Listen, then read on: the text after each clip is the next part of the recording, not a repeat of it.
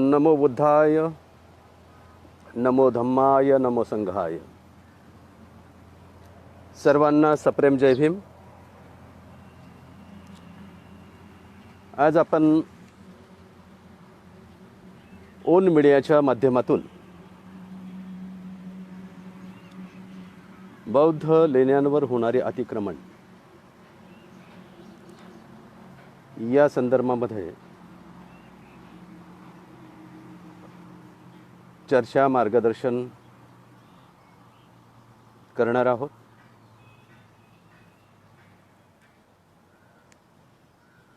हल्लीच्या या वातावरणामध्ये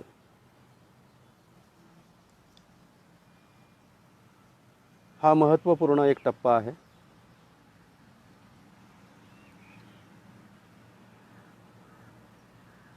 की बौद्ध लेण्यांवरती होणारं अतिक्रमण किंवा झालेलं अतिक्रमण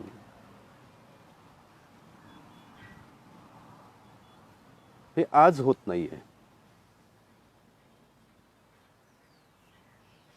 अगदी बुद्ध काळापासून हे अतिक्रमण स्वतः बुद्धांवरती झालेलं आहे, बौद्ध भिक्षूंवरती झालेलं आहे, बौद्ध संस्कृतीवरती झालेलं आहे, बौद्ध विचारांवरती झालेलं आहे. हे अतिक्रमणाचं आपल्याला बाह्य स्वरूप आणि अंतर स्वरूप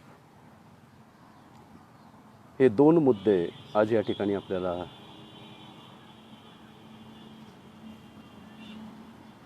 अवलोकित करायचे आहेत. म्हणजे याच्यावरती मार्गदर्शन आणि हे का होत आहे, कशासाठी होत आहे, याच्या पाठीमागे काय आहे, काय मानसिकता आहे, यावरतीच आजचं भाष्य होणार आहे. आणि हे लाईव्ह मार्गदर्शन ओन मीडिया यांच्या वतीने आपल्या सर्वांसाठी उपलब्ध करून देण्यात आलेला आहे. तरुणांचा हा संघ आहे. तरुणांनी एकत्र येऊन चालवलेली ही एक सांघिक बुद्ध आणि बाबासाहेबांच्या विचारांची चळवळ आहे. आणि ती घराघरामधून पोहोचावी, घरातल्या प्रत्येक व्यक्तीपर्यंत पोहोचावी, या ध्येयाने प्रेरित होऊन हे सर्व तरुण एकत्र येऊन धब्ब मार्गाचं अनुसरण करत आहेत, विचार पोचवण्याचं काम करत आहेत. तेव्हा या सगळ्या लोकांचं मी सर्वप्रथम अभिनंदन करतो, त्यांना शुभेच्छा देतो, मंगलमय सदिच्छा प्रदान करतो. काही काळ आपण वाट बघायची असेल तर तसं तुम्ही मला कळवा. कारण एकंदर 5 लोक आलेली आहेत ऑनलाईन. तर काही अवधीनंतर आपण आजच्या मार्गदर्शनाला सुरुवात करूया. जे मला ऐकता आहेत, बघता आहेत, त्यांनी काहीतरी संदेश द्या. आवाज बरोबर येतो आहे की नाही, किंवा चित्र बरोबर दिसत आहे की नाही.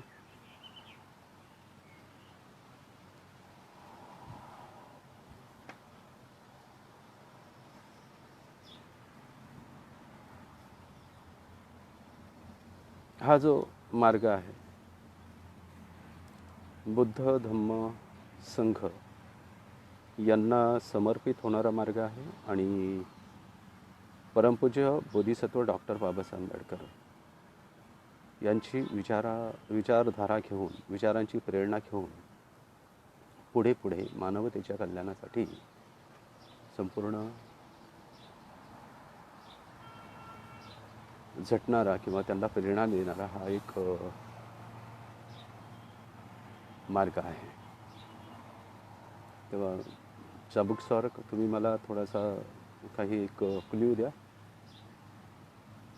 सगळ्यांपर्यंत आवाज पोहोचतो आहे. 10 लोकांची 16 लोकांची उपस्थिती झालेली आहे. 21 लोक बघत आहेत. पण तुमचे हे संदेश मला प्राप्त होत नाही आहेत. कदाचित मी तुम्हाला दिसत असेल, माझा आवाज तुमच्यापर्यंत येत असेल, पण तुमचा मेसेज मला येणंसुद्धा गरजेचं आहे. आणि त्या माध्यमातून मग आपल्याला पुढे जाता येईल. 54 लोकांचा 59 लोकांचा संघ या ठिकाणी जमलेला आहे. तुम्ही चाबुकस्वार आपण एखादा मेसेज टाईप करा आणि तो मला पाठवा.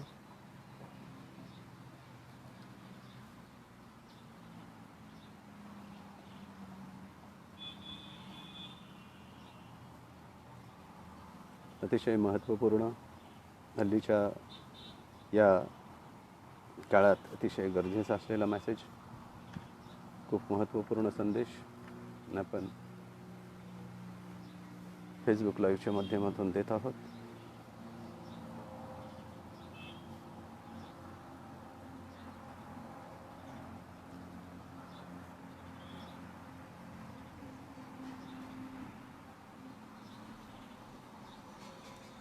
तर मित्रांनो,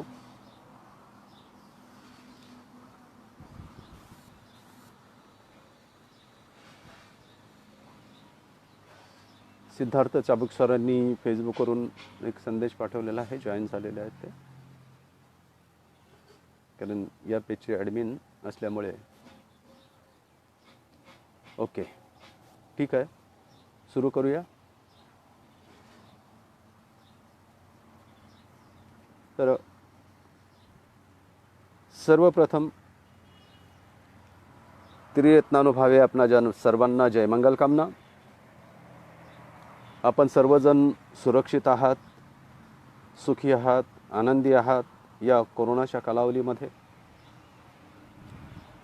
तुम्हाला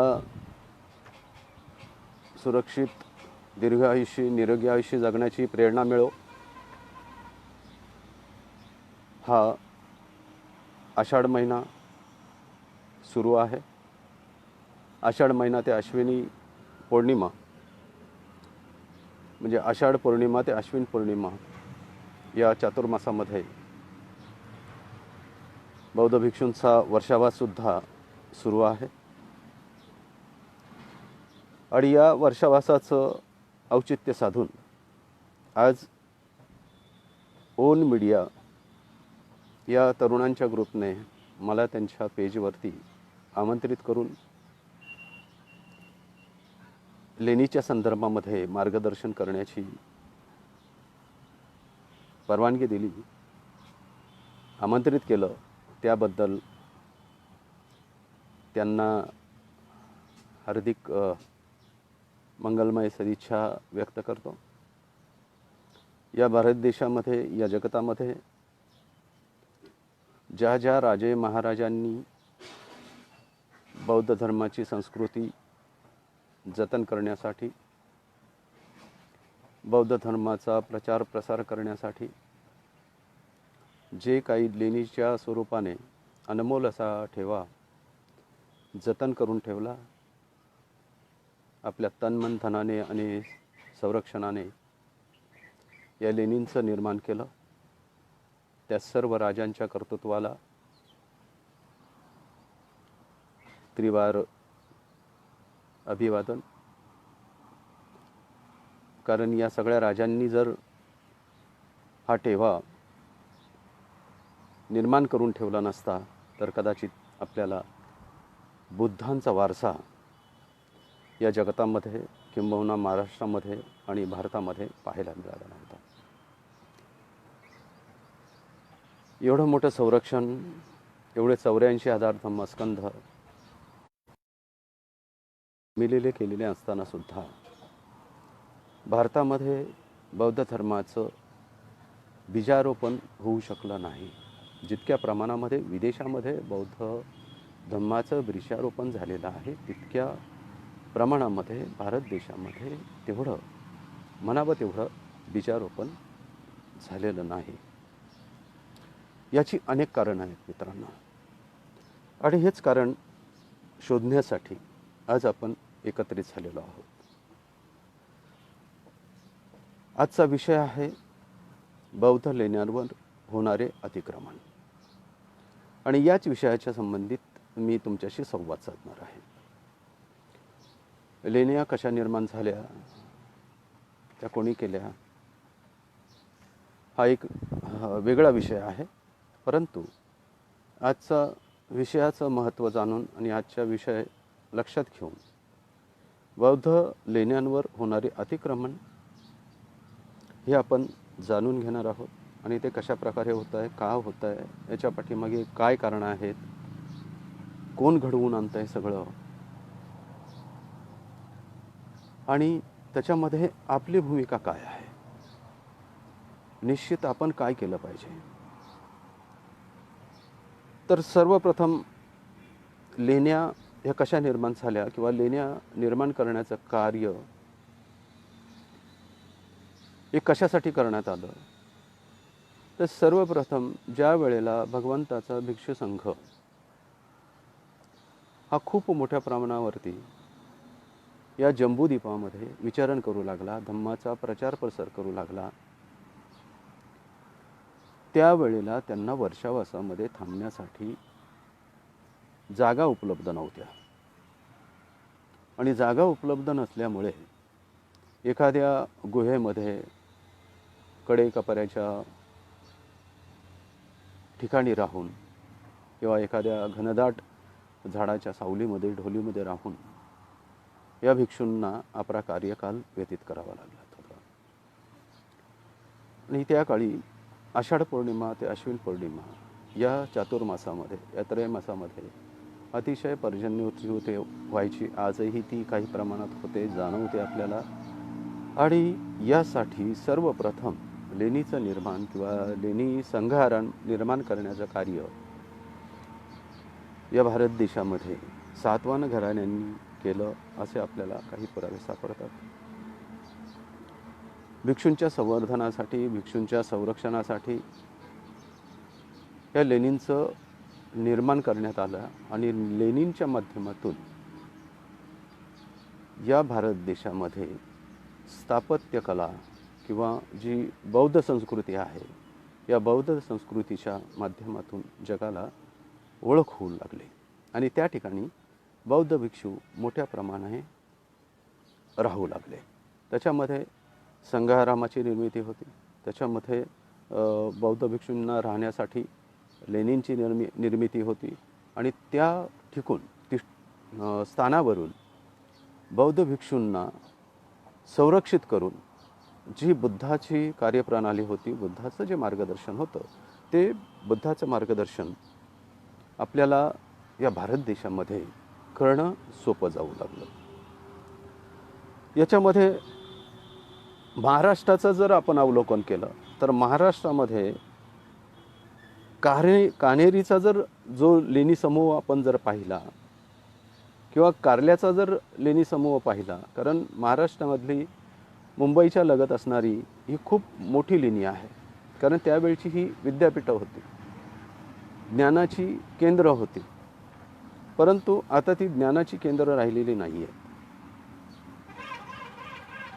महाराष्ट्रामध्ये जवळजवळ 90% लेण्यांवरती किंवा त्याही पेक्षा जास्त लेण्यांवरती अतिक्रमण आज आपल्याला पाहायला मिळतं.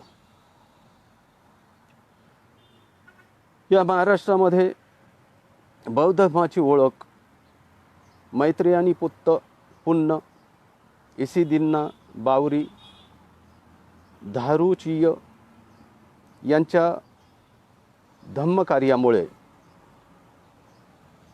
तथागतांच्या हयातीमध्ये महाराष्ट्रामध्ये बौद्ध धर्म हा प्रचलित झालेला होता.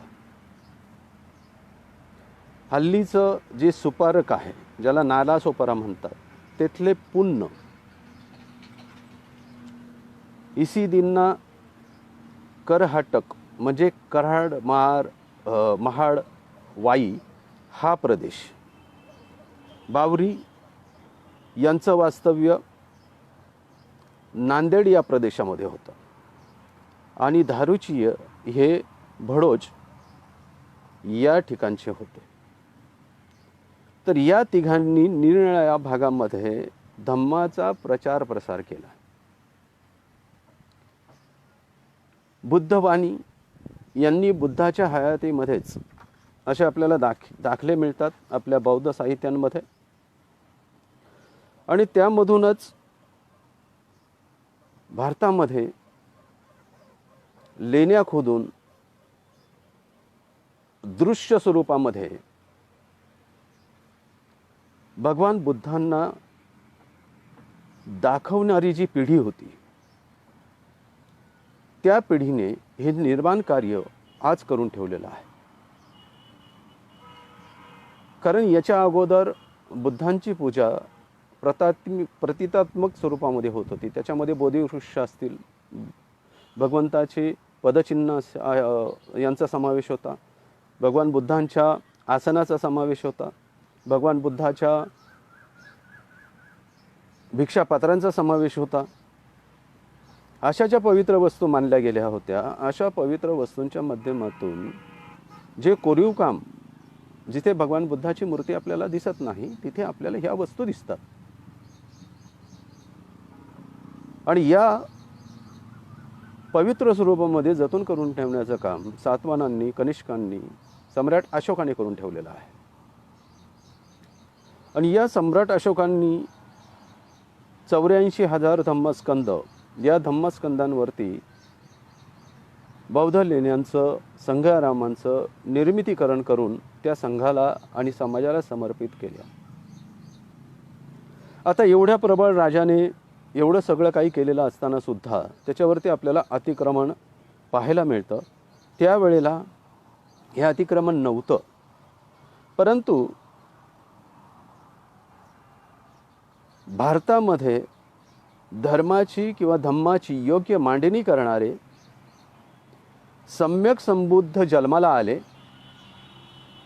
त्यांनी या जंबूद्वीपामध्ये सर्वप्रथम धम्म काय आहे, मानवाच्या शोषणाच्या विरुद्ध क्रांती केली. आणि या अग्रक्रांतिकारकामध्ये जे गुण होते, त्या गुणाच्या बलावरती भगवान बुद्धाने या माणसांना जे कर्मकांडामध्ये गुंतलेले होते, अंधश्रद्धेमध्ये गुंतलेले होते, शोषणामध्ये पीडित झालेले होते, यांनी एक क्रांती केली, विचारांची क्रांती केली, वैचारिक क्रांती केली. आणि ह्या वैचारिक क्रांतीच्यामुळे समाज जागृत झाला. म्हणून भगवान बुद्धांना आद्य क्रांतिकारक गुरु सुद्धा संबोधन आहे. त्यामुळे येथील वैदिक पुरोहित जे कर्मकांडी होते, या कर्मकांड करणाऱ्या लोकांना त्यांनी वेठीस धरून मोठ्या संख्येने दक्षिणा लुबाडण्याचं हे काम करत होते. अशा लोकांपासून वाचवण्याचं, त्यांच्यापासून सावधगिरीचे इशारे, किंबहुना त्यांना वाचवण्याचे इशारे, आणि त्यांना वाचवलेलं पण आहे प्रत्यक्षात. तर असं कार्य भगवान बुद्धाने सर्वप्रथम या भूमीमध्ये केलं, जंबूद्वीपामध्ये केलं. आणि या कर्मकांडी ब्राह्मणांचे याच ठिकाणी संपूर्णपणे धाबे दणाणले गेले. तेव्हापासून बुद्धावरती अतिक्रमण सुरू आहे. हे अतिक्रमण आजचं नाही. मग बुद्धाला वेगवेगळ्या आरोपाखाली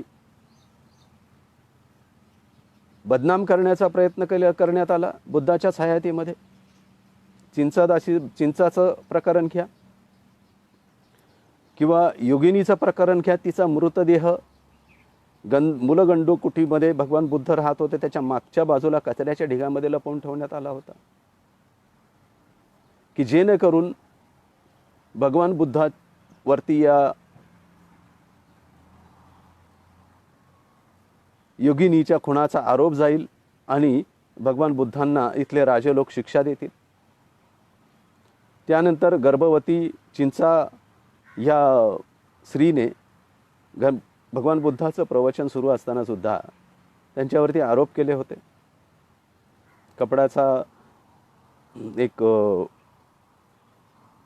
कपडे आपल्या पोटाला बांधून गरोदर स्त्री असल्यासारखं तिने दृश्य निर्माण केलं होतं.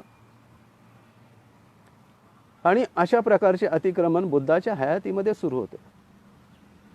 परंतु त्यावेळेला बुद्धाला बदनाम करणं किंवा बुद्धावरती एखादं प्रकरण शेकवणं आणि त्याची बुद्धाला शिक्षा करणं हे तितकंसं शक्य नव्हतं. कारण बुद्ध स्वतःच एवढे सामर्थ्यशाली होते की ते कोणताही जरी प्रसंग त्यांच्यावरती आला तरी आपल्या मेत्ता भावनेने त्या प्रसंगावरती मात करत होते. आणि दुसरी बाजू धम्माची अशी होती की बुद्धाच्या काळामध्ये आणि त्यानंतरच्या काळामध्ये बौद्ध धम्माला राजाश्रय होता.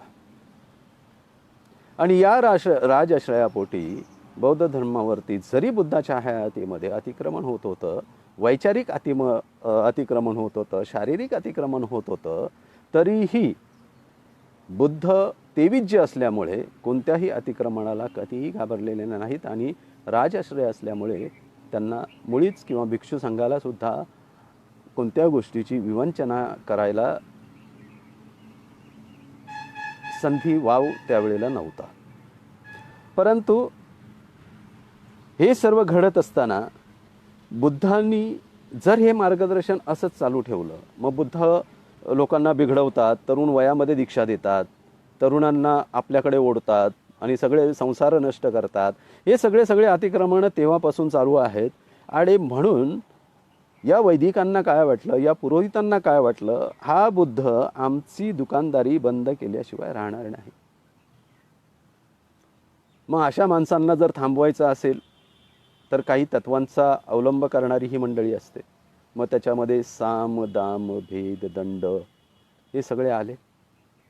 तोही प्रयोग बुद्धांवरती करण्यात आला. आणि सर्व बाजूंनी पराभूत झाल्यानंतर सर्व बाजूंनी ही मंडळी सगळी पराभूत झाली. बुद्धाला हरवणं एवढं शक्य नव्हतं आणि आजही शक्य नाही आहे. यासाठी त्यांनी दुसरी चाल खेळली. ती अतिशय महत्त्वाची चाल आहे. आणि ती जर आपण लक्षात घेतली तर हे अतिक्रमणाचं मूळ कुठं आहे, हे अतिक्रमाचं मूळ आपल्याला शोधणं सोपं जाईल. शोधणं किंबहुना आपण ते शोधलेलं आहे, परंतु ते दूर काढणं हे आपल्याला शक्य होईल. आणि आपण ते आपल्या काही तरुण मंडळींनी लेणी संवर्धनाच्या माध्यमातून त्याच्यावरती प्रहार करायला सुरुवात केलेली आहे. आणि बऱ्यापैकी आपण लेणींचं संरक्षण संवर्धन आज आपली तरुण मंडळी करता आहे. नंतर आपण त्या मुद्द्याकडे येणारच आहोत. तर हा सामदाम भेद दंड हे वापरून सुद्धा बुद्ध आपल्या आवाक्याच्या बाहेरचे आहेत, युगपुरुष आहेत, सत्यपुरुष आहेत. आणि या सत्यपुरुषाला हरवणं तितकंसं सोपं नाही. म्हणून त्यांनी काय केलं, भगवान बुद्धांना विष्णूचा 9वा अवतार बनवून टाकलं. बस 9वा अवतार बनवून टाकल्यानंतर काम सोपं झालं, अतिशय सोपं झालं. कारण एखाद्याला हरवायचं असेल, एखाद्याच्या विचारांची जर धार कमी करायची असेल तर त्याचं रूपांतर देवतेमध्ये करायचं. इथल्या प्रस्थिपितांची अतिशय सोपी आणि सरळ पद्धत आहे. बाबासाहेबांच्या बाबतीतही आज तेच घडतंय. मी सगळे असताना सुद्धा बाबासाहेबांना आता पूजलं जातंय. भगवान बुद्धांना तर पूजलं जातंय, पण त्यांच्या विचारांना पूजलं जात नाही. आणि त्याचं अनुकरण आपण सुद्धा करतो आहोत. आपणही त्याच्यामध्ये सहभागी आहोत. आपल्याला संपूर्णपणे क्लीन चिट देऊन चालणार नाही. कारण ही आपली जबाबदारी आहे. आपण ओळखायचं आहे की आपण पूजक आहोत की विचारांचे संरक्षक आहोत. आणि यासाठी या भारत देशामध्ये बुद्धावरती अतिक्रमण करणं सोपं झालं. जे स्तूप आहेत त्या स्तूपांना शिवलिंग म्हणणं अतिशय सोपं झालं. आणि शिवलिंगाच्या माध्यमातून त्याची पूजा करणं त्याहीपेक्षा अतिशय सोपं झालं. अशा प्रकारे हा अतिक्रमणाचा प्रवाह पुढे चालत चालत चालत चालत प्रवाह आजही सुरू आहे. आजही तो थांबलेला नाही. बोधिसत्वाने या देशाला भारतीय घटना दिलेली असताना सुद्धा हे प्रवाह बिनभोभाटमध्ये सुरू आहे. त्याच्यामध्ये 12 ज्योतिर्लिंग घ्या. काय प्रकार आहे हा? आता 21 तारखेला श्रावण महिना सुरू होईल आणि श्रावण महिना सुरू झाल्यानंतर मोठ्या प्रमाणावर आमच्या माता भगिनी ज्योतिर्लिंगाच्या दर्शनासाठी, त्याचं पूजन करण्यासाठी, या सगळ्या शेषनागांना दूध पाजण्यासाठी, खऱ्या अर्थाने शेषनाग कोण आहे हे तुम्ही ओळखून घ्या. तो दूध पित नाही पण तूप स्वीकारतो आणि दूध हे ओतायला लावतो.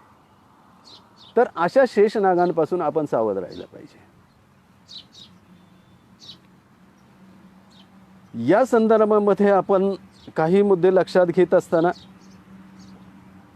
अतिशय सोपा मुखवटा, अतिशय जवळचा मुखवटा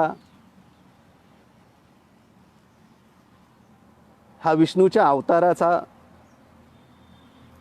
भगवान बुद्धांना लावण्यात आला, चढवण्यात आला आणि पूजा करण्यासाठी ह्या बहुजनांना सांगण्यात आलं.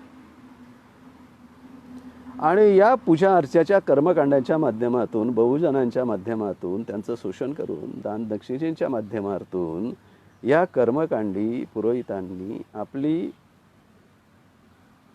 सर्व बिनबोभाट कामे आज तागायतपर्यंत सुरू ठेवलेली आहेत.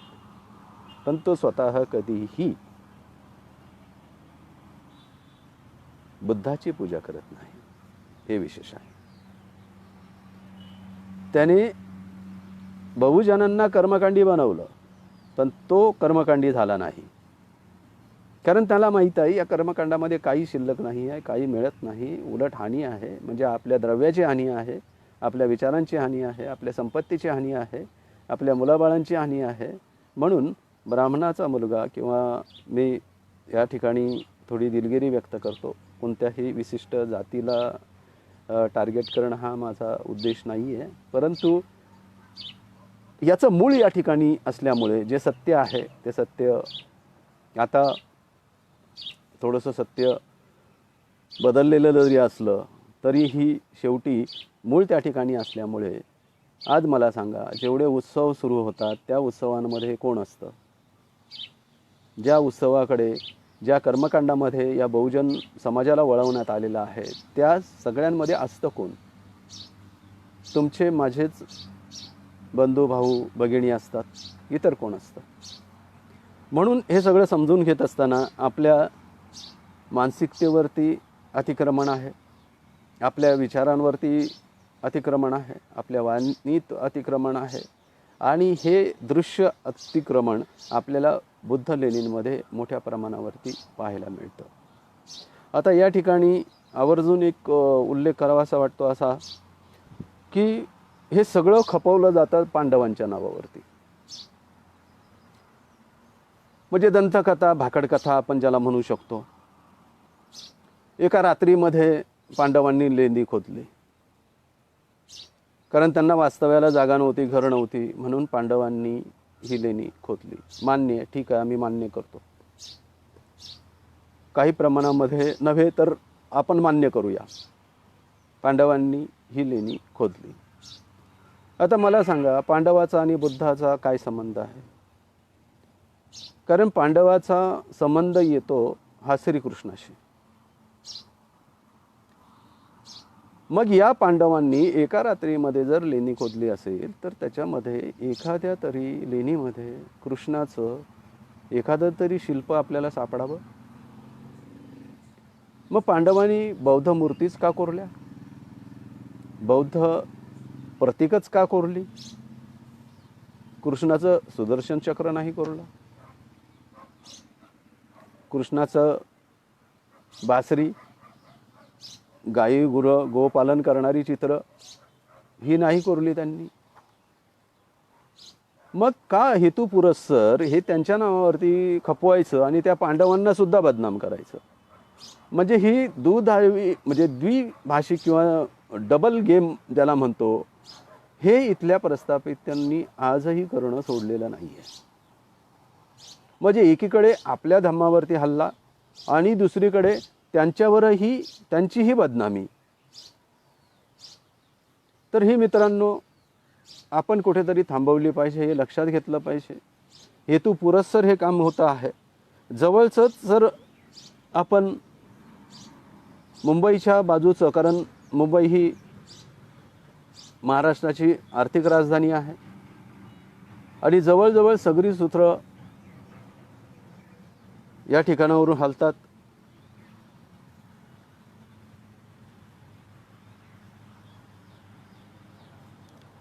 मुंबईच्या जवळ जीवदानी लेणी आहे आणि हे महाराष्ट्रातील असं म्हटलं जातं की हे आद्य लेणी आहे.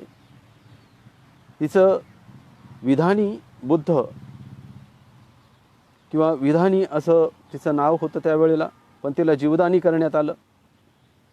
सुपारक स्तूप महाराष्ट्रातील पहिला शिलालेख आपल्याला त्या ठिकाणी सापडलेला आहे. भगवान बुद्धांच्या भिक्षा पात्रावरती 40 एकर जमिनीमध्ये हा स्तूप त्या काळी बांधण्यात आला होता. परंतु आज जर तुम्ही त्याचे भग्नावशेष जर बघितले, त्या भग्नावशेषाच्या शेजारी एक घर निर्माण झालेलं आहे. तर हे लढे लढत असताना किंवा हे सगळं काही करत असताना हेही आपण लक्षात घेतलं पाहिजे. हे लढे लढत असताना बौद्ध भिक्षू काही पाठीमागे नाही आहेत. गेली 40 वर्ष झालं आदरणीय माझे गुरु विशुद्धानंद बोधी महाथेरो हा आम्ही औरंगाबाद लेणीतील जी औरंगाबाद परिसरामध्ये जी लेणी आहे त्या लेणीमध्ये अतिक्रमण जे होणारं आहे किंवा येणारी वेगवेगळी जी मंडळी आहेत त्यांना थांबवण्याचं काम, त्यांना पायबंद घालण्याचं काम आम्ही त्या ठिकाणी केलेलं आहे. पूर्ण महाराष्ट्रभर आम्ही या चळवळी त्यावेळेला 30-40 वर्षापूर्वी राबवलेल्या होत्या. परंतु म्हणावा असा प्रतिसाद त्यावेळेला आम्हाला न मिळाल्यामुळे होईल तसं मिळेल त्या प्राप्त परिस्थितीमध्ये भिक्षू संघाने सुद्धा लेणीच्या संदर्भामध्ये संवर्धन करण्याचं काम, संरक्षण करण्याचं काम हे केलेलं आहे. आम्ही काही वेळेला हट्टसुद्धा धरला होता की आम्हाला बुद्धविहारामध्ये न ठेवता आम्ही आमचं जे स्थान आहे, जे पवित्र विद्यापीठ आहे किंवा विचारधारा प्रसारित करण्याचं जे केंद्र आहे त्या केंद्रावरती आम्हाला ठेवा. जे बौद्ध लेणी आपण ज्याला म्हणतो त्या बौद्ध लेण्यांवरती आमचं वास्तव्य असू द्या. तुम्ही त्या ठिकाणी येत चला किंवा आम्ही तुमच्याकडे भिक्षा मागणीसाठी येतो. परंतु तसं होऊ शकलेलं नाही. परंतु औरंगाबादच्या लेणींच्या माध्यमातून आम्ही खूप सारं संरक्षण केलेलं आहे आणि महाराष्ट्रातील जो लढा लेणीच्या संदर्भामध्ये काही आपल्या तरुणांनी त्यावेळच्या लोकांनी जो उभा केला त्या माध्यमातून खूप सारं महत्त्व आणि खूप सारं संरक्षण लेणीला देण्यात आलं होतं.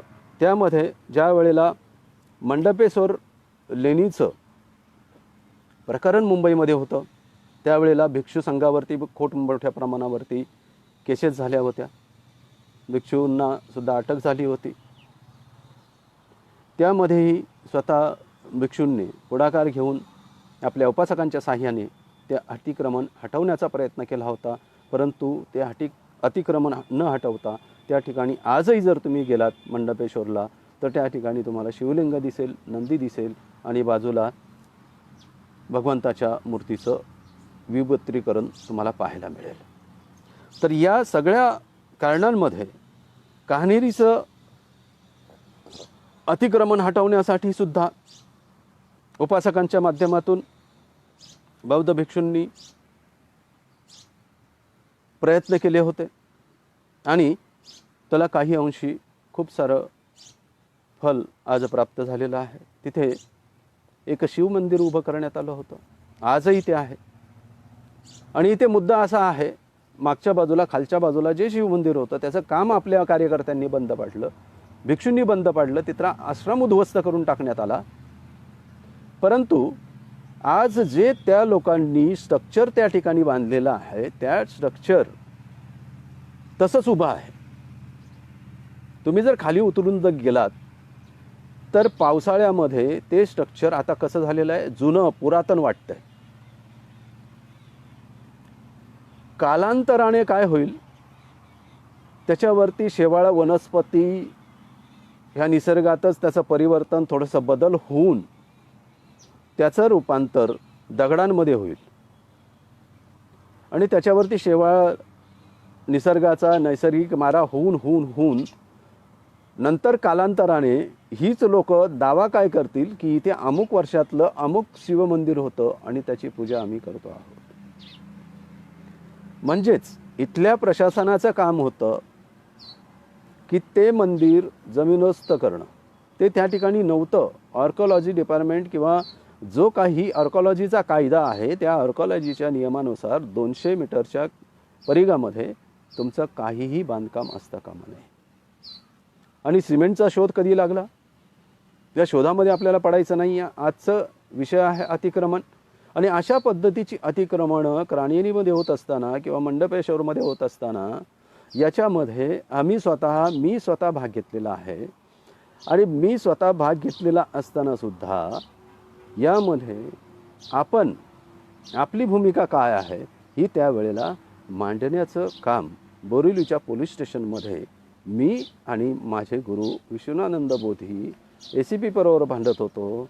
माझ्या गुरुजींनी तिथल्या खुर्च्या उचलल्या, सगळ्या ऑफिसमध्ये गोंधळ केल्या, शस्त्रबंद हत्यारबंद पोलीस आम्हाला दोघांना कॅबिनमध्ये आम्हाला ठेवलं होतं. आमची मागणी एकच होती की जे बुद्ध तुम्ही मंडेपेश्वरमधून उचलून आणलेले आहेत ती मूर्ती तुम्ही कैदखान्यामध्ये ठेवलेली आहे आणि ते कैदेमध्ये असलेले भगवान बुद्ध त्यांची अवस्था काय आहे, त्यांची मूर्ती कशा पद्धतीने ठेवलेली आहे ती मूर्ती आम्हाला बघायची आहे.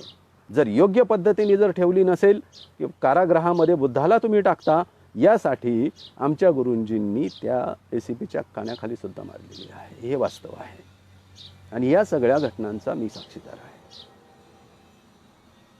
कारण काही लोकांचं म्हणणं असं येतं की भिक्खू किंवा भिक्षू संघ या अतिक्रमणाच्या विरुद्ध आवाज उठवत नाही. परंतु मित्रांनो, आम्ही तुम्हाला सांगू इच्छितो की काल परवाचं जो प्रकार झाला, तेलुगू सिनेमाची जी शूटिंग कान्हेरी केव्जमध्ये करण्यात आली होती, तिथे ड्रोन उडवला गेला होता, त्यावेळेला मी आणि रमेश भोसले आणि तायडे आणखीन काही कार्यकर्ते यांना सोबत घेऊन आम्ही सायन्सच्या आर्किओलॉजी डिपार्टमेंटमध्ये जाऊन त्या ठिकाणी बाली, आता नीट मला नाव आठवत नाही आहे, चुकीचं नाव असेल तर दिलगिरी व्यक्त करतो, तर त्यांची हेड ऑफ द डिपार्टमेंट यांची भेट घेतली आणि त्यांना पत्रव्यवहार केला.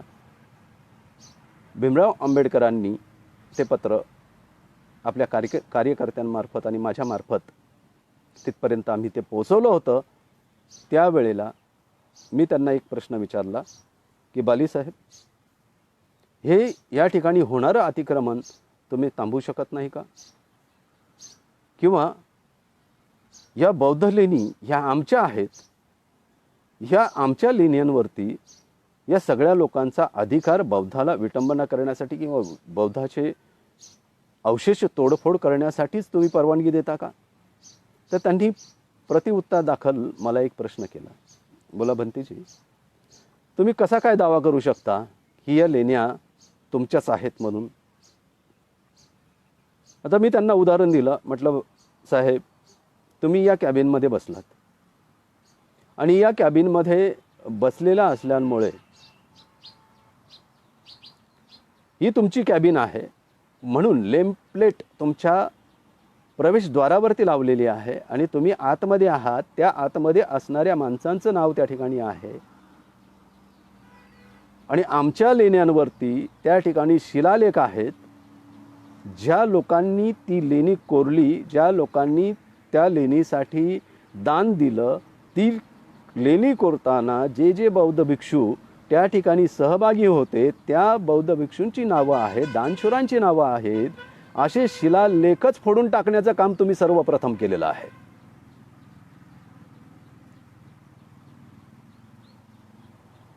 आतमध्ये माणूस कोणीही असो, पण जोपर्यंत प्रवेशद्वारावरती त्याचं नाव आहे हे जोपर्यंत कळत नाही तोपर्यंत आतला माणूस तोच आहे हे सुद्धा गृहीत धरला जात नाही. तर यावर दुसरा मुद्दा त्यांनी उपस्थित केला की म्हटलं ठीक आहे, मान्य करू आपण तुमचं म्हणणं, परंतु तुमची ही लेणी असू शकत नाही. तुम्ही जरी बौद्ध लेणी म्हणत असाल किंवा बौद्धांची तिथे प्रतिमा जरी असली, मूर्ती जरी असली, तरीही ती तुमची लेणी होऊ शकत नाही. म्हटलं का? तर त्यांनी सांगितलं की भंते तुमचा त्या ठिकाणी, आता हा मुद्दा तुम्ही सगळ्या तरुणांनी लक्षात घ्या, अतिशय महत्त्वाचं वाक्य आहे. सुरुवातीच्या काळापासून तुमच्या बौद्धांचं या लेण्यांमध्ये वहिवाट ही शून्य आहे. मुद्दा कुठे आला मित्रांनो? मुद्दा आला वहिवाटीवरती.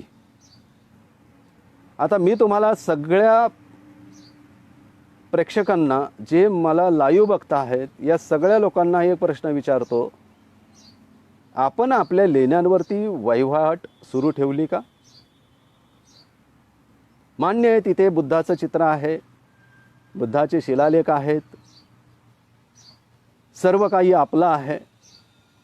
हे कागदोपत्री प्रूफ करत असताना सुद्धा, सगळे कागदपत्र आपल्याकडे उपलब्ध असताना सुद्धा, सगळा डेटा आपल्याकडे उपलब्ध असताना सुद्धा आपण त्याचे वहिवाटदार किंवा हक्कदार आज या स्वतंत्र भारत देशामध्ये नाही आहोत. याचं कारण काय आहे? तर याचं कारण आपला दुर्लक्षितपणा. आपण स्वतः या सगळ्या गोष्टींकडे दुर्लक्ष केलेलं आहे. किंबहुना जे लेणी संवर्धन करणारी लोक आहेत यांच्या पाठीमागे आपण उभं न राहता आपण त्यांच्यावरती टीका टिप्पणी करतो, त्यांना नको ते बोलतो आणि त्या माध्यमातून त्यांचा सुद्धा हिरमोड होतो. जे आज तरुण जागृत झालेले आहेत, मागच्या पिढीला आपल्याला दोष द्यायचा नाही, आपण तो देऊ शकत नाही. याचं सुद्धा कारण आहे.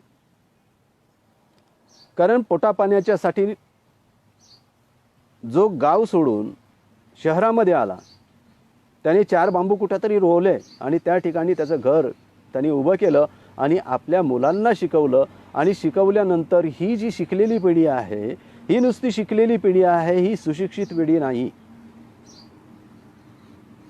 यांनी शिक्षणाच्या नावावरती फक्त शिक्षण घेत राहिले, पण जो धम्माकडे वळण्याचा कल होता किंवा धम्माकडे येण्याचा जो प्रवाह होता, या धम्माच्या प्रवाहाच्या मूळ प्रवाहामध्ये यांनी सामील न होता हे वेगवेगळ्या प्रवाहामध्ये सामील झाले आणि नको त्या संस्कृतीला बळी पडून आजही आपल्या गळ्यांमध्ये, आपल्या तरुणांच्या गळ्यामध्ये नको त्या देवी धर्मांचे जे काही फोटो असतात, तस्विरी असतात, ते आपल्याला मोठ्या प्रमाणावरती पाहायला मिळतात.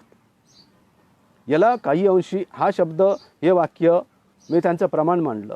म्हटलं ठीक आहे साहेब, तुम्ही बोलताय ते योग्य आहे, आमचं त्या ठिकाणी वहिवाट नाही, आम्ही त्या ठिकाणी जात नाही, याची जाण तुम्ही आम्हाला करून दिलीत, त्याबद्दल तुम्हाला आम्ही मंगलकामना व्यक्त करतो. यापुढे तसं होणार नाही. परंतु त्याही अगोदर आपण त्या ठिकाणी वहिवाट सुरू ठेवून प्रत्येक लेणींवरती, प्रत्येक बुद्ध विहारामध्ये जाऊन लेणींचं जागृती करण्याचं काम आपल्या तरुण मंडळींनी केलेलं आहे. त्यांच्याशी संवाद साधण्याचं काम आपल्या मंडळींनी, ह्या तरुण मंडळींनी केलेलं आहे. तर मी काही त्या ग्रुपचं नाव जर घेतलं तर म्हणतील बघा भंतीची त्याच ग्रुपचं मोठेपणा हे करतायत. परंतु नाही, जे कर्तृत्व आहे या कर्तृत्वाला नाव घेण्याची काहीही आवश्यकता नाही. ते सूर्यप्रकाशा इतकं स्वच्छ असतं, ते लपवलं तरी लपलं जात नाही. जुन्नरच्या लेण्या असतील, प्रत्येक लेण्यांवरती अतिक्रमण आहे. प्रत्येक लेण्यांवरती या बौद्ध भिक्षूंसाठी वापरलेल्या लेण्या, बौद्ध भिक्षूंसाठी बांधलेल्या लेण्या नंतरच्या काळामध्ये प्रवास मार्गाने जाणारे प्रवासी यांना संरक्षण देऊ लागल्या, त्यांच्या मालमत्तेचं संरक्षण करू लागल्या आणि मोठ्या प्रमाणामध्ये बौद्ध भिक्षूंच्या माध्यमातून त्यांच्या मालांचं संरक्षण होऊ लागलं, त्यांच्या द्रव्यांचं संरक्षण होऊ लागलं. आणि म्हणून या लोकांनी सुद्धा ते लेण्या बांधण्यासाठी खूप मोठं सहकार्य केलं. परंतु मुळातच बुद्धाला या देशामध्ये येथील लोकांनी निराश्रित केल्यामुळे बुद्धाचं विहार सुद्धा जे गयेमध्ये आहे त्या गयेच्या महाबोधी टेम्पलवरती सुद्धा अतिक्रमण. एवढंच काय, तो बोधिवृक्ष सुद्धा कापून टाकून, तो जाळून टाकून त्याच्यावरती सुद्धा अतिक्रमण. म्हणजे एकंदर सर्वस्वी बौद्धांवरतीच, बौद्धांच्या विचारांवरतीच, बुद्धांच्या विचारांवरतीच, बाबासाहेबांच्या विचारांवरतीच हे अतिक्रमण इथली लोक, प्रस्थापित लोक का करत आहेत?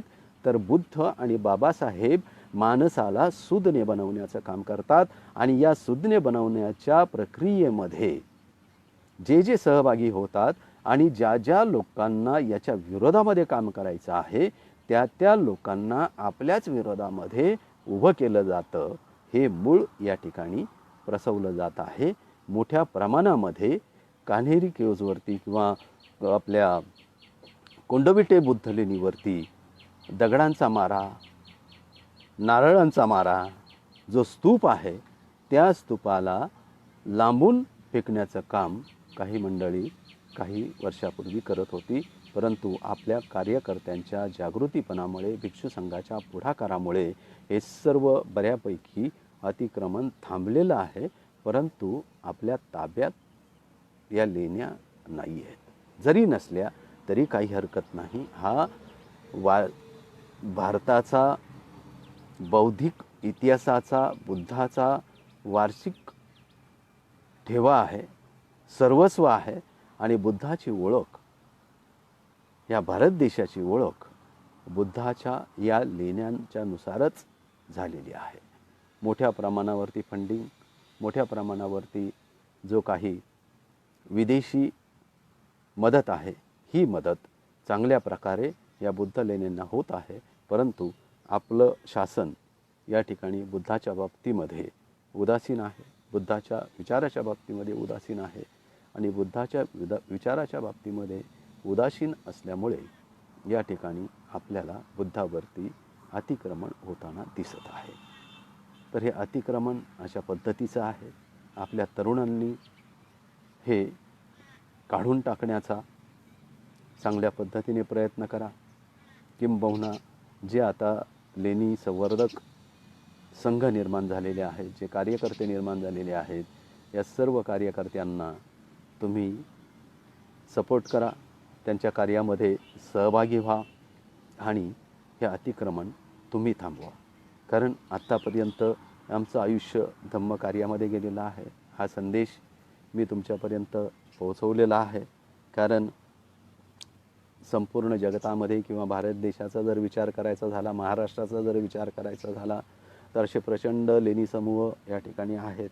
अंधेरी म्हणा, कोंडविटे लेणी म्हणा, पनवेल या ठिकाणी, म्हणजे जिथे तुम्ही खोदाल त्या ठिकाणी तुम्हाला बुद्धच सापडेल आणि बुद्धाशिवाय पर्याय नाही. जिथे तुम्ही कुदळ माराल त्या ठिकाणी तुम्हाला बुद्धच सापडेल. अशी आजची स्थिती आहे. साकेतच्या बाबतीमध्ये जे घडतं आहे, ज्या ठिकाणी साकेत नगर होतं त्याला हेतुपुरस्सर अयोध्या नाव देण्यात आलं. अयोध्या एकीकडे राहिली, साकेत एकीकडे राहिलं. तिथं अवशेष सापडत आहेत, ते बौद्ध जनांचे अवशेष सापडत आहेत. बुद्धांचा वैश्विक ठेवा असलेले अवशेष सापडत आहेत. हे सर्व घडत असताना सुद्धा इथलं प्रशासन उदासीन आहे. आपल्या बाजूने उभं राहण्याचा ते प्रयत्न करत नाही आहेत आणि आपण आपल्या विचारांना जर कृतीची जोड दिली तर हे अशक्य नाही. कारण बाबासाहेबांनी हे आपल्याला शक्य करून दाखवलेलं आहे. भगवान बुद्धांनी आपल्याला हे शक्य करून दाखवलेलं आहे. आणि आजच्याच आपल्या याच्यामध्ये आपण धर्मांतर झाल्यानंतर आपला भाग किंवा आपल्या धम्मावरती अभ्यास न करता आपण इतर जातींच्या लोकांवरती किंवा इतर जे धम्म प्रस्थापित आहेत, धर्म आहेत, इथल्या देवी देवतांना अपशब्द वापरणं हे आपलं कर्तव्य समजतो. आजही सोशल मीडियाच्या माध्यमातून, व्हॉट्सअप, फेसबुकच्या माध्यमातून हेच घडतं आहे. तेव्हा हे घडता कामा नये, आपण हे घडवता कामा नये. आपली संस्कृती चांगलं सांगण्याची आहे. आपली संस्कृती ही प्रबोधन करणारी संस्कृती आहे. कोणाचं विडंबन करणारी संस्कृती नाही. त्यांच्या धर्माच्या नुसार त्यांना जाऊ द्या, आपण आपल्या धर्माच्या नुसार आपण जाऊया. आपलं जे चांगलं आहे ते चांगलं तुम्ही स्वीकारा आणि जाणून घ्या आणि नंतर लोकांना ते सांगा. हे जर आजच्या तरुणांनी लक्षात घेतलं तर बरं होईल. आजच्या तरुणांमध्ये सुद्धा 2 ग्रुप झालेले आम्हाला पाहायला मिळतात. एक जय भीमवाला ग्रुप, ज्याला बुद्धाचं काही देणं घेणं नाही. ते म्हणतात जय भीम मान्य आहे, बाबासाहेबांचं स्थान अतिशय महत्त्वाचं आहे, परंतु आपण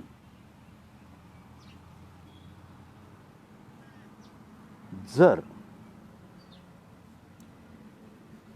बाबासाहेबांच्या तत्वावरती चालण्याचा प्रयत्न केला तर सर्वप्रथम आपल्याला धम्म,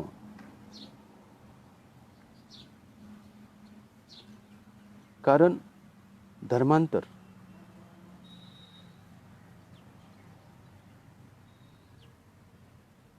धम्म जर आपण शिकलो तर आपण चांगलं अर्थकारण करू शकतो.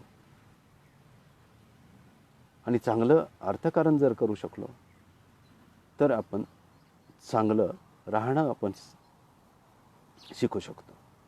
आर्थिक सबलता आपल्याकडे येऊ शकते.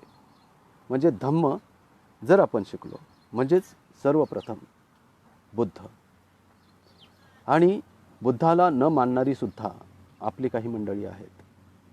म्हणून हा भेदाभेद आपण करता कामा नये. कारण बुद्ध आणि बाबासाहेब हे काही वेगळे नाही आहेत. ज्या बुद्धाची बाबासाहेबांनी निवड केली त्यांचेच आपण पाईक आहोत. आणि ज्या माध्यमातून बुद्ध आपल्याला समजले तेच आपले बाबासाहेब आहे. आणि बाबासाहेबांच्या विचारांवरतीच आपल्याला काम करायचं आहे. बाबासाहेबांनीच आपल्याला सांगितलेलं आहे, तुम्हाला तुमच्या विचाराला जर कर्तव्याची जोड नसेल किंवा कृतीची जोड नसेल तर ते विचार निष्फळ ठरतात. म्हणून सर्वप्रथम आपण लेणीमध्ये गेलं पाहिजे. कारण स्वतः बाबासाहेबांच्याच या सूचना आहेत, बाबासाहेबांच्याच ह्या आदेश आहेत की दर पौर्णिमेला तुम्ही जवळच्या बौद्ध लेणीवरती जा आणि दर रविवारी तुम्ही जवळच्या आपल्या परिसरामध्ये असलेल्या बुद्ध विहारामध्ये जा. कारण बुद्ध विहार आणि लेणी हे ज्ञानाची केंद्र आहेत. ही ज्ञानाची, विचारांचं मंथन करण्याची ही केंद्र असल्यामुळे या 2 वास्तूंना तुम्ही विसरता कामा नये. पुन्हा मुद्दा असा उपस्थित होतो की किती लोक पौर्णिमेला लेणींवरती जातात आणि किती लोक आपल्याला बुद्ध विहारामध्ये दिसतात. जास्तीत जास्त लेणीकडे कोणी फिरकत नाही आणि त्याहीपेक्षा जास्त जवळच्या आपल्या बुद्ध विहारामध्ये ही बुद्ध विहार ओस पडलेली आहे. हे वास्तव आहे, हे नाकारून चालणार नाही. मग धम्म शिकायचा कुठे? धम्म आचरणशील आहे, कृतिशील आहे. अनुभव हीच अनुभूती असते आणि अनुभूती हीच अनुभव असतो. यावरती आपण जे ग्रुपिझम करतो, या 2 विभागामध्ये आपण स्वतःला वाटून घेतलेलं आहे, ही वाटणी आपण थांबवली पाहिजे. आपण हे करता कामा नये. कारण संघ भावना रुजवणारे बोधिसत्व परमपूज्य डॉक्टर बाबासाहेब आंबेडकर आहे. आद्य क्रांतिकारक, इथल्या शोषितांना, इथल्या स्त्रियांना न्याय देणारे अग्रशांतीतूत भगवान बुद्ध आहेत. आणि त्यांच्याच विचारांवरती चालणारे बोधिसत्व परमपूज्य डॉक्टर बाबासाहेब आंबेडकर आहेत. या 2 महामानवाची साथ आपल्याला असताना, यांचं कृतिशील वर्तन आपल्यासोबत असताना आपण वाट कोणाची बघायची? म्हणून आजच्या या ओन मीडियाच्या माध्यमातून मी तुम्हा सर्व तरुणांना आवाहन करतो, आमची आयुष्य आता खूप कमी शिल्लक राहिलेली आहेत. काळ भयानक आहे. तुम्ही सुज्ञ आहात. बाबासाहेबांची चळवळ काय आहे हे तुम्हाला चांगल्या प्रकारे कळतं आहे. बुद्धांचे विचार काय आहेत हे तुम्हाला अतिशय महत्त्वपूर्ण वाटतात. इंटरनेटच्या युगातली तुमची पिढी आहे आणि इंटरनेटच्या युगातली जी पिढी आहे यांनी या सर्व गोष्टींचा सदुपयोग करून आपल्या समाजाला बुद्ध बाबासाहेब यांच्या विचारांचा वारशाची जपणूक जर करायची असेल तर तुम्हाला लेणीचं संरक्षण आणि संवर्धन करावं लागेल. ही तुमची जबाबदारी आहे. आणि ते जर का नाही झालं तर पुन्हा या भारत देशामध्ये असं म्हणावं लागेल की या देशामध्ये लेणी होत्या, महाराष्ट्रामध्ये लेणी होत्या, पण त्या आता शिल्लक राहिलेल्या नाही आहेत. पनवेलचं नवी मुंबईचं विमानतळ वापरताना काय कृती केली इथल्या प्रशासनाने, शासनाने, हे नव्याने सांगायला नको. खूप मोठं आंदोलन या ठिकाणी त्या लेण्यांच्या बाबतीमध्ये उभा करण्यात आलं, पण तेच आंदोलन कार्ला लेणीच्या बाबतीमध्ये उभं राहत नाही. हे आपलं दुर्दैव आहे. ऐक्यवीरा किंवा ती ऐक्यवीरा, एकवीरा जिथे संबोधलं जातं, तर ह्या एकवीरेचं मातेचं मंदिर त्या ठिकाणी आहे. अतिक्रमण मंदिर झालेलं आहे. तिथे रोज कितीतरी पशूंचा बळी दिला जातो. बुद्धाच्या समोर रक्तपात केला जातो. आता मला सांगा, रक्तपात, पशूंचा बळी आणि बुद्ध याचा काही तीळमात्र तरी संबंध आहे का? आणि जिथे बुद्ध आहेत तिथेच हे सगळे देवदेवता का येऊन बसलेले आहेत, का बसवलेले आहेत? तर याच्या पाठीमागे हेतू आहे बुद्धाचं नामोनिशान इथल्या प्रस्थापितांना, इथल्या सगळ्या लोकांना, इथल्या ज्यांची दुकानदारी बंद झालेली आहे, ज्यांची शोषण करण्याची पद्धती आहे, ही शोषण करण्याच्या पद्धतीविरुद्ध बुद्ध बाबासाहेब यांनी जागृतीचं रणसिंग फुंकलेलं आहे. म्हणून तुमच्यावरती, माझ्यावरती, बुद्धांवरती, बाबासाहेबांवरती ही अतिक्रमणं आजही होत आहेत. राजगृहाची तोडफोड घ्या, हा सुद्धा एक प्रकारचं अतिक्रमण आहे. आपल्याला इशारा आहे. कारण एकीकडे अयोध्येचं प्रकरण गाजत असताना, दुसरीकडे लेणीचं प्रकरण गाजत असताना यांना टार्गेट आता काय करा? राजगृहावरती हल्ला करा. राजगृहावरती हल्ला करणं तितकंच सोपं नाही आहे. परंतु कोणत्या तरी व्यक्तीला हाताशी धरून त्यांनी हे षडयंत्र केलं. ही कृती निषेधार्थ कृती त्यांनी या ठिकाणी मुंबईच्या आमच्या बाबांच्या राजगृहावरती केलं, ज्ञानाच्या भांडारावरती केलं. या इथल्या प्रस्थापितांच्या तोंडाला काळं फासणारी घटना आहे, मुश्कीची घटना आहे. आणि अशाच पद्धतीचे ज्याला स्लो पॉयझन देऊन, कारण आपण लगेच भडकतो, लगेच क्रांतीची मशाल घेऊन आपण रस्त्यावरती उतरतो. कारण त्यांना माहिती आहे जरा काही केलं की लोक रस्त्यावरती उतरतात. आणि कोरोनाच्या कालावधीमध्ये कायदा सुव्यवस्था, जमावबंदी काही काळामध्ये लागलेली आहे. काही ठिकाणी येणं जाणं बंद आहे. आणि अशा ठिकाणी जर मोठ्या प्रमाणावरती लोक आली तर यांनाच गुन्हेगार ठरवून यांनाच जेलमध्ये बंद करायचं, यांच्यावरतीच गुन्हे दाखल करायचे, यांनाच स्थानबद्ध करायचं. हे प्रयत्न हेतुपुरस्सर होत आहेत. येणाऱ्या काळामध्ये काय सत्य हे बाहेर येईलच. म्हणून तुम्हा सर्वांना सम्यक सूचना आहे. तुम्ही सर्व तरुण, आज जे मला ऐकतात, तरुणांनी या चळवळीमध्ये सहभागी होणं हे तुमचं प्रथम कर्तव्य आहे. लेणी वाचवणं हे तुमचं प्रथम कर्तव्य आहे. कारण आज तुमच्याकडे सगळ्या सुखसोयी उपलब्ध आहेत. आमच्याकडे सुखसोयी उपलब्ध नसतानासुद्धा आमच्या पिढीने हे काम तुमच्यापर्यंत आणून ठेवलेलं आहे. हा वसा यापुढे तुम्हाला जतन करून ठेवायचा आहे. जे जे वेळोवेळी मार्गदर्शन तुम्हाला लाभेल, जे काही ग्रुप आपले तयार झालेले आहेत लेणी संवर्धनाचे, त्यांच्याशी सहभागी व्हा. कारण बाबासाहेबांनी औरंगाबादची वेरूळ लेणी स्वतः पाहिलेली आहेत, अजिंठा स्वतः पाहिलेला आहेत, औरंगाबादच्या लेण्या स्वतः पाहिलेल्या आहेत. त्यांच्या काळामध्ये त्यांनी त्यांचा काय करता येईल याच्यावरती मार्गदर्शन आपल्याला केलेलं आहे. म्हणजेच हा बुद्धाचा वारसा आपण जर जपून ठेवला तर ठीक आहे, जर नाही जपून ठेवला तर आपणच दुर्दैवी ठरू. या भारत देशामध्ये आपण सर्व जिवंत असतानासुद्धा आपल्या डोळ्या देखत बुद्धाचे विचार किंवा बुद्धाचं रूप किंवा बुद्ध लेणी उद्ध्वस्त करण्याचं काम राजरोसपणे चालू आहे. आणि इथलं प्रशासनसुद्धा आपल्या बाजूने नाही.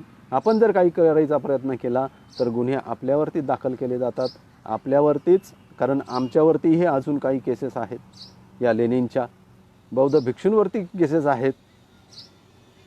तरीही आम्ही न डगमगता या लेणी संवर्धनाच्या कामामध्ये, संरक्षण करण्याच्या कामामध्ये आम्ही तत्पर आहोत. आम्ही निष्काळजी नाही आहोत. आपल्या काही उपासकांच्या माध्यमातून, आपल्या श्रद्धावान तरुणांच्या माध्यमातून जे बुद्ध बाबासाहेबांची चळवळ जाणतात आणि कसल्याही प्रकारचं ग्रुपिझम करत नाहीत, कसल्याही प्रकारचे विचारांना तोडमोड करत नाहीत, इतर देवदेवतांवरती कसल्याही प्रकारची टीका टिप्पणी न करता आपला जो सद्धम्म आहे हा आपला सद्धम्म सांगायचा प्रयत्न करत आहेत. तेव्हा आपल्या सर्वांना दीर्घ आयुष्य लाभो, निरोगी आयुष्य लाभो अशी मंगलकामना व्यक्त करतो. कारण आज जवळजवळ खूप लोकांनी माझं हे मार्गदर्शन ऐकलं. हे मार्गदर्शन यापुढे असंच आपण चालू ठेवणार आहोत ओन मीडियाच्या माध्यमातून. ओन मीडियाने आज मला या ठिकाणी आपले विचार प्रकट करायला संधी निर्माण करून दिली, तेव्हा त्यांनासुद्धा मंगलमय सदिच्छा. आजचं ज्या ज्या श्रद्धासंपन्न बौद्ध बांधवांनी आपलं हे लाईव्ह मार्गदर्शन ऐकलं त्यांनासुद्धा जय मंगलकामना. जे अतिक्रमण होतं आहे ह्या अतिक्रमणाला वहिवाटदारीने आपण थांबवू शकतो. नित्य नियमाने रोज रविवारी तुम्ही आपल्या जवळच्या लेणींवरती जा, तिथला अभ्यास करा, प्रत्येक शिल्प वाचायला शिका. तिथं ब्रह्म पुन्हा दिलगिरी व्यक्त करतो. धम्मलिपीमध्ये काही लेख लिहिलेले आहेत, ते लेख वाचण्याचा प्रयत्न करा. कारण जर धम्मलिपी आपण जर शिकलो तर त्या लिपीवरती काय लिहिलं आहे हे तुम्हालासुद्धा कळेल. आणि खरे रक्षण करते आपण या देशाचे सुद्धा आहोत, या बौद्ध संस्कृतीचे सुद्धा आहोत आणि आपल्या विचारांचे सुद्धा आहोत.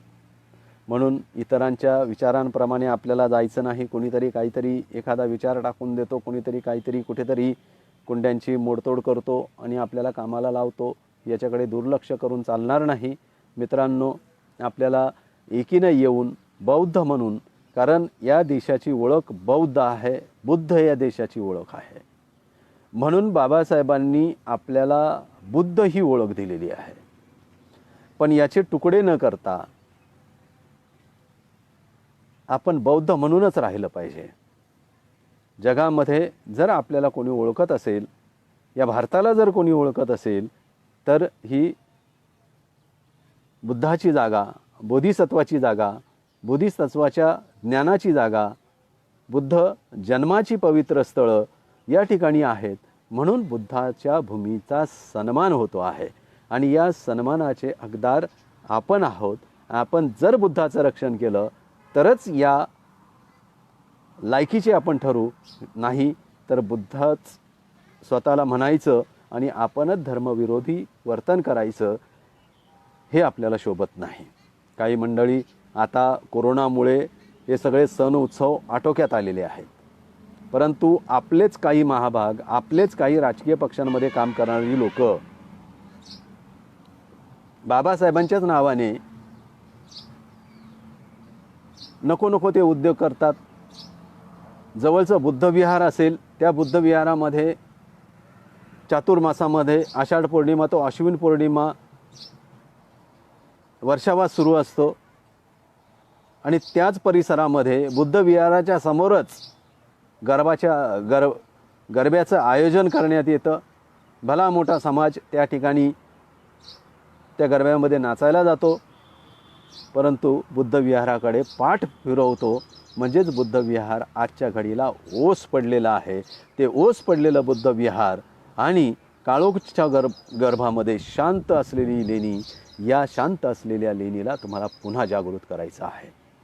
त्या काळोखाच्या गर्भामध्ये ज्ञान आहे, प्रेरणा आहे आणि ती प्रेरणा घेऊन पुन्हा तुम्हाला बुद्ध विहारामध्ये जागृतीची, विचारांची ज्योत प्रज्वलित करायची आहे. मित्रांनो, तुम्ही दुर्लक्ष करू नका.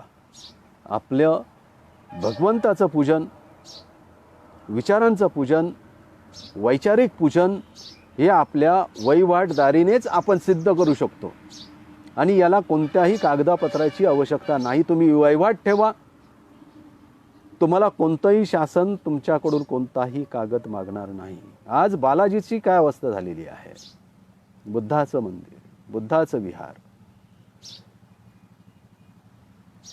पुरीच्या विहाराची, मंदिराची अवस्था काय आहे?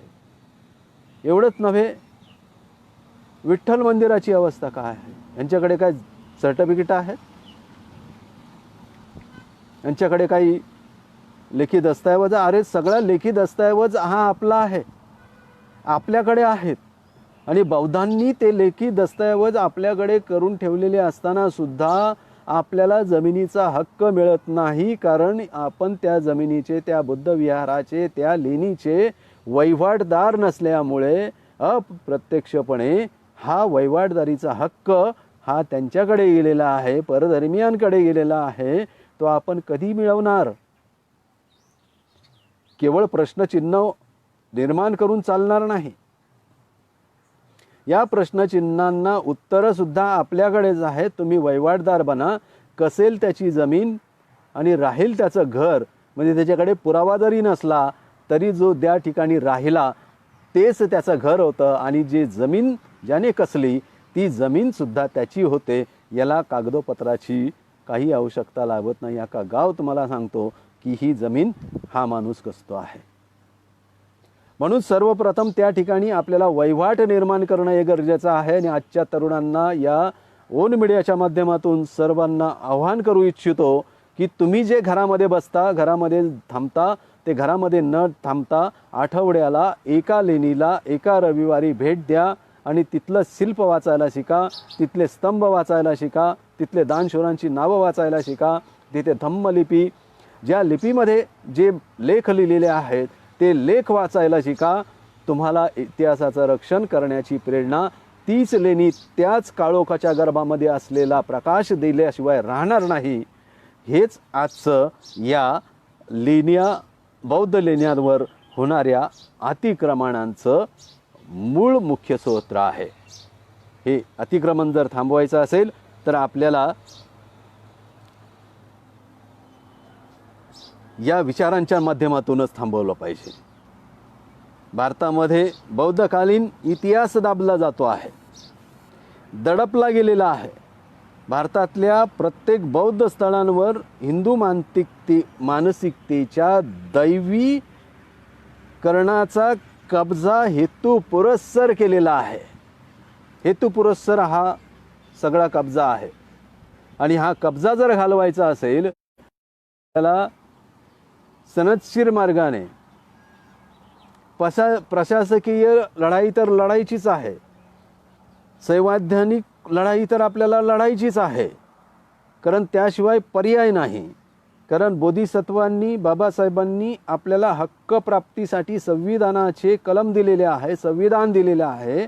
परंतु संविधान जोपासता कागदोपत्री लढाई आपली, संवैधानिक लढाई आपली जोपासता आपण आपली वैवाहिकही कमी करता कामा नये. वैवाटदारीमध्ये सुद्धा आपण दुर्लक्ष करता कामा नये. म्हणून ज्या ज्या लेण्या असतील त्या त्या लेण्यांवरती जा आणि त्या ठिकाणी जे जे पर्यटक येत असतील त्या पर्यटकांना सुद्धा सांगा की ही बौद्ध लेणी आहे. आज आम्ही लेनिनवरती काम करत असताना, आपले कार्यकर्ते काम करत असताना तिथे चप्पल बूट काही घालून जात नाही. लेणीचं पावित्र्य आम्ही राखतो, कारण तिथे चैत्य आहे. चैत्याला सन्मान करणं. वंदामी चेतियन सब्बं सब्ब ठाणे सुपटीदितं शारीरिक धातू महाबोधी बुद्ध रूपं सकलं सदा. हे जे चैत्य ग्रह आहेत ही बुद्धांची प्रतीका आहेत, आणि या बुद्धांच्या प्रतीकाला आपल्या पायाची धूळसुद्धा लागू नये म्हणून आम्ही त्या ठिकाणी आपले पादत्राणे बाहेर काढून जातो. परंतु इतर जातीची लोक, इतर धर्माची लोक सर्रासपणे पादत्राणे घालून त्या ठिकाणी जातात. पादत्राणे बाहेर काढा असा एकही बोर्ड त्या ठिकाणी लावलेला दिसत नाही, परंतु आपल्या कार्यकर्त्यांनी हे सर्व बोर्ड त्या ठिकाणी लावले होते. त्याचं संरक्षण झालं नाही, आणि म्हणून जशी रायगडावरती आपल्या काही कार्यकर्त्यांनी जे रायगडांचं संरक्षण करतात, त्यांच्या आपल्या बांधवांनी त्या ठिकाणी काही टीम निर्माण केलेल्या आहेत, आणि त्या टीमनी रायगडाचं महत्त्व सांगायला सुरुवात केलेली आहे, आणि त्याच्यातून त्यांनी रोजगार मिळवलेला आहे. म्हणून आपल्या तरुणांनी सुद्धा प्रत्येक लेणीची माहिती घेऊन, प्रत्येक लेणीचा अभ्यास करून, प्रत्येक शिलालेखाचा अभ्यास करून आपले ग्रुप तयार करावेत, आणि या ग्रुपने प्रत्येक शिल्पाचं, प्रत्येक चैत्यग्रहाचं महत्त्व काय आहे हे महत्त्व तिथे येणाऱ्या पर्यटकांना सांगावं. कारण यातून आपला दुहेरी फायदा आहे. जो आपला वेळ जात नाही असे जे म्हणणारे तरुण आहेत, आणि आपल्याला जर रोजगार नाही तर रोजगार निर्माण करून देण्याची ही लेण्यांच्या माध्यमातून अतिशय चांगली गोष्ट आहे. काही फोटोग्राफर असतील तर त्यांनी आपले कॅमेरे घेऊन जाऊन तिथे फोटोग्राफी करावी, फोटोग्राफीचे अल्बम तयार करावे. ज्यांच्याकडे माहिती उपलब्ध आहे त्या फोटोच्या माध्यमातून माहिती लिहून ती प्रकाशित करावी. छोटे छोटे अल्बम बनवावेत आणि त्याच्यातून आपला रोजगार निर्मितीचा कार्य करावा. एखादं कॅलेंडर प्रकाशित करावं, एखादी माहिती पत्रकं प्रकाशित करावीत आणि आपल्या समाजांना ती वाटावीत. मूल्य अगदी कमी माफक दरामध्ये असे व्यवसायसुद्धा, असे उद्योगसुद्धा लेणीच्या माध्यमातून आपण करू शकतो. म्हणून तरुणांचा खूप मोठा सहभाग या ठिकाणी नोंदवणं कृतिशील गरजेचं आहे. तेव्हा आज आपण हा विषय समजून घेतलात.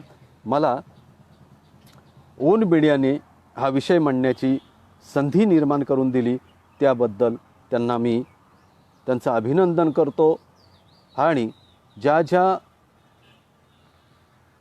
लेणी निर्मितीच्या कार्यामध्ये ज्या ज्या सम्राटांनी, ज्या ज्या राजांनी, ज्या ज्या दानशूरांनी, ज्या ज्या सर्व कार्यकर्त्यांनी भूतकाळातील, वर्तमानातील आणि भविष्यकाळातील जे जे कार्यकर्ते लेणीचं संवर्धन करतील त्यांनासुद्धा शुभेच्छा, मंगलकामना व्यक्त करतो. परंतु या चैत्याला वंदन आपण करायचं आहे. लेणीचा संदर्भ आहे. लेणी बौद्ध लेण्यांवर होणारे अतिक्रमण आहे. हे बौद्ध लेण्यांवरती होणारं अतिक्रमण आपणच थांबवलं पाहिजे. आपल्याला आपणच लढणार आहोत. इतरांचं सुद्धा अतिक्रमण आपण थांबवतो सगळ्यांनी, कारण शेवटी आपण लढवय्या आहोत. या भारत देशाचे संरक्षण करता आहोत.